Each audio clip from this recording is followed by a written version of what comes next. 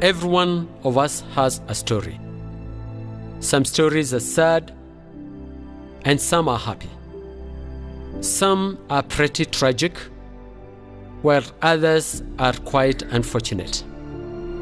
Some of us are victims of our own choices, while others are victims of fate. These are the ones who do not have a choice on what they can become. A lot of us have stories whose endings they can change, while there are others whose stories they may do nothing about. Meet Hamaton Kamau, a Form 1 student at the Highway Secondary School in Nairobi. Hamaton is your average 14-year-old young man. He is a jolly young man with lots of energy and a nerving charm. Hamaton, like any other young man his age, has dreams. He would want to be a doctor so that he can fight the many rare diseases that there are in this world. He also has dreams that one day he'll meet a beautiful girl, fall in love, and start his own family. But beneath this happy, innocent face lies something that you and I cannot see. Hamaton suffers from hemophilia. I was diagnosed that I had hemophilia when I was 5 years old. Hemophilia is a condition whereby is a condition of lack of adequate platelets. I remember an instant that there was a day I was playing with my friend and my knee got injured.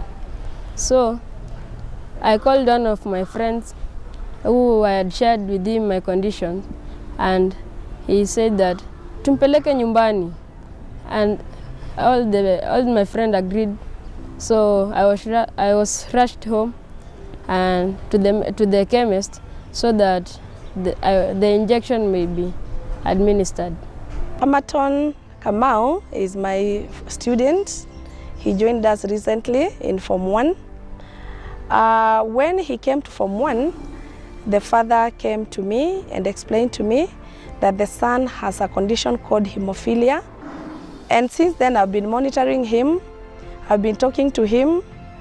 He has given me several incidences that have affected him. Like he tells me, there's one time he had to be out of school for a whole month because when he got an injury, he didn't have any medicine in store where he normally keeps the medicine in a chemist near his home, and the father didn't have money. So he had to use ice as a temporary measure to relieve his pain, and that is why he was not able to go to school until the father had money and they went to Kenyatta and got the medication. About 4,700 people in Kenya suffer from hemophilia. Now, only 700 of this lies under the Kenyan Hemophilia Association umbrella. This tells you that a large number of people living in hemophilia never get medication. As a Form 1 student, Hamaton has a lot of opportunities to play with his age mates. Unfortunately, he is not able to play as much as he would want to, since when his classmates notice him playing and they know his condition, they will tell him to get out of the play area because he might hurt himself and eventually he might die. This means that Hamaton is secluded from the rest of his playmates. Hemophilia truly affects me as a growing up boy because I cannot be able to play other games like football, handball or hockey with my fellow students because usually my mother wants me against playing games. Hamaton was born and lives in Mukuru, Fuatanyayo, a slum that is just a few kilometers away from the Highway Secondary School. Mukuru, Fuatanyayo is a very congested place. Getting there by any means of transport is a very big problem. Motorbikes cannot reach there. Tuk-tuks cannot get there. Uber cannot get there.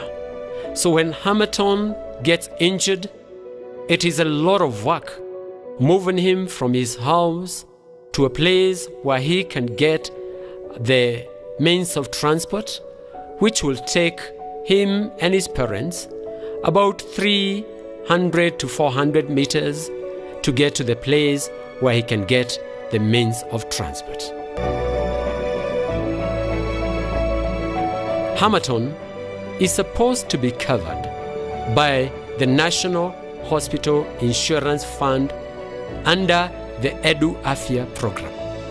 However, in Kenya, NHIF does not cover the rare diseases like hemophilia. Hamaton is from a cultural community that practices circumcision. And if he doesn't go through the rite of passage, he will be considered a child. So Hamaton had to go through circumcision at the risk of bleeding to death. It is our hope and it is our prayer that Hamaton and other people suffering from this disease will be covered so that the parents do not spend the amount of money and time that they spend in taking care of Hamaton and the rare condition that he has. It is also our prayer that we will be able to come up together and support young people who are suffering from this kind of condition so that they may be able to live to a ripe old age. This is our story, a story of love, bleeding love. For Hamaton, he is going to grow and he's going to live and he's going to become a doctor and he may eventually discover the cure for hemophilia.